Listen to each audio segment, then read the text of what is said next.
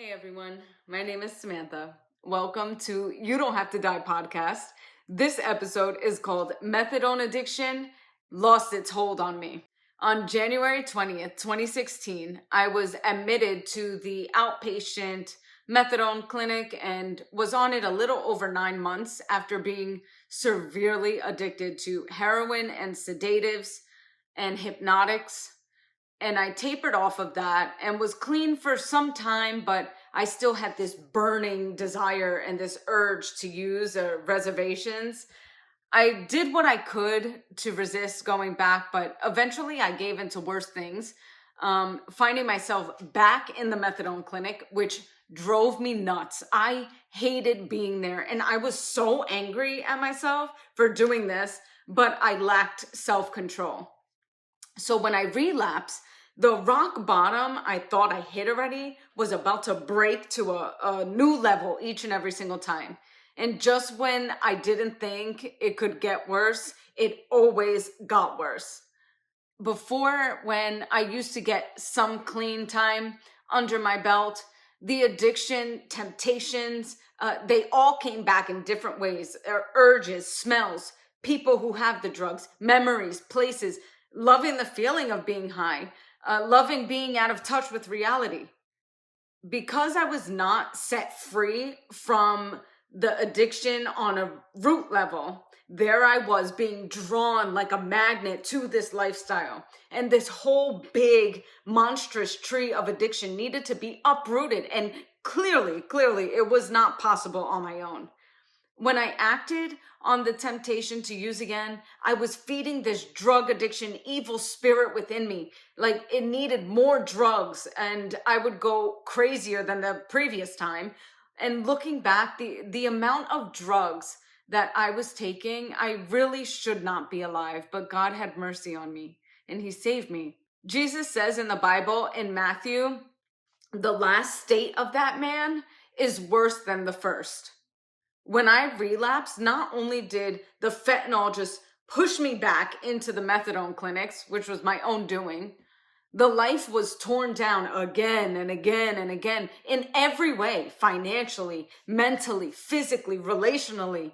I mean, every single way possible. And with this feeling of hopelessness and despair, I was tired. After the first time, let alone 3 more times of this cycle. I was admitted into another methadone clinic January 7th, 2022. The drug test came back with PCP, severely addicted to fentanyl, hallucinogens, Valium, tobacco. I mean, during treatment, I increased the dose all the way to 145 milligrams while using 25 to 100 bags of fentanyl a day. And after the many failed attempts of suicide, I went to detox on December 19th, 2022. Came off of everything in 14 days. And on this discharge report, I said to a counselor, I am sick of living this way because I'm not living. I'm slowly dying. And they still let me go as I was detoxing. And then I relapsed because I was not delivered and I was still detoxing. So here we go again, another cycle, but this time was going to be different. And the last. I didn't know that then. On January 7th, 23, I checked into another outpatient methadone clinic with like shame written on my forehead, taking a cab 4 hours round trip and sometimes longer, which would frustrate me to no end that I was shackled to this place every single day like this.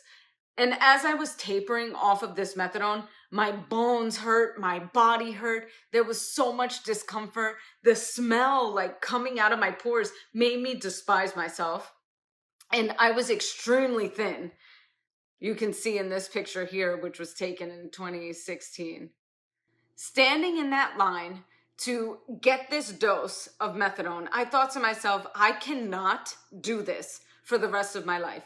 But the thought of the withdrawals really deterred me from moving from that line. And so when I went to church for the first time in January of 2023, my third service, Pastor Karuba prayed from the pulpit that every root of addiction and every form of it must leave in Jesus' name. It's amazing because I would always say, I need the root of this out. And no one would know that but God. Because I made an effort to seek God and be in his presence, he removed the root of addiction by his mercy. Going to these services, I didn't know that these things were going to happen. March 13th, 2023, Pastor Karuba laid hands on my head and prayed against the withdrawals from methadone and for God to break me free from these side effects. March 27th, 2023 was my last day on methadone or drugs or alcohol or tobacco ever. And the withdrawals and side effects should have lasted for months, but the next week on April 2nd, 2023, the Lord led Pastor Karuba to lay hands on my head, and she prayed for strength in my bones, body, and muscles, prayed for the remaining symptoms to be removed, and prayed for God to cause my body to push the drugs out. And that is exactly what my body did. It lined right up with the word that came from God through Pastor Karuba, and those symptoms left, and I was completely free in 1 week. This is unheard of. The symptoms typically last for months, especially with the dose being so high, especially being 114 pounds, and also drugs were my food. So when the devil came back to tempt me through people, smells, feelings, thoughts, old triggers, he was not able to get me to go back, because this time addiction was uprooted. Healing was taking place. Triggers were being removed, and the power of God replaced the emptiness I had, which caused me to go back to the drugs. Pastor Karuba, who carries the power from God, imparted that into me. And as Jesus overcame, I was able to overcome in this area of my life, which was a huge bondage. The addiction, and then going to these methadone clinics every single day. With God, all things are possible. Before Christ, I was admitting myself to these outpatient methadone clinics every few years in the month of January. But I can say now, for 2 years and almost 2 months, God has caused me to overcome, and I have not had not one urge or desire to go back to drugs. And not only that, but the very things that used to draw me to that now repulse me. I'm no longer drawn to the lifestyle. I hate drugs and what it does to people. This door is shut. It's shut and it's sealed tight because of the deliverance I received from God through Pastor Karuba, and everything that would draw me to drug addiction was uprooted and the power of God was set in. Avni from Australia, who was on pain meds for migraines, was healed from addiction and migraines from a recorded service online. That is the power of the living God, coming to save the soul first, coming to heal and deliver. I will post her testimony. God is alive and he wants to deliver you. Yes, all those who are suffering, feeling hopeless, feeling defeated, feeling that you're living a life of failure, those seeing no way out, God can heal you and wants to. If you sincerely come into his presence, he will do mighty wonders for you. What he has done for Avni, for myself, and many others, he absolutely can do it for you.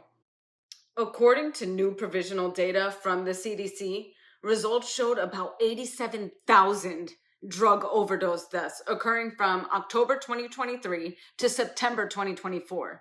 And though this number is decreasing, that's still way too many people dying from this. If you know anyone suffering from addiction and have been blessed by this video, follow, like, share, subscribe, share it with friends, family, those you know who are suffering from addiction, so no one else dies. There is a way out. Jesus is the way, the truth that will set you free, and he is the life who can give you life. See you all next time on You Don't Have to Die podcast.